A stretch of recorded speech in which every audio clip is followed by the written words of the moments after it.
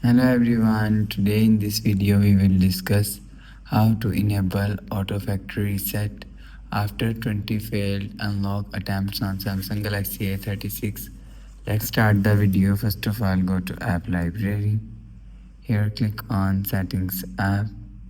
Now in setting, scroll down and click on lock screen and always on display. After click on lock screen and always on display, click on secure lock settings. Enter your phone PIN. Click on continue and you will see auto factory reset is here. If you want to enable auto factory reset, so turn on this button. After turn on this button, auto factory reset is enabled. After enable auto factory reset, and go back to home screen.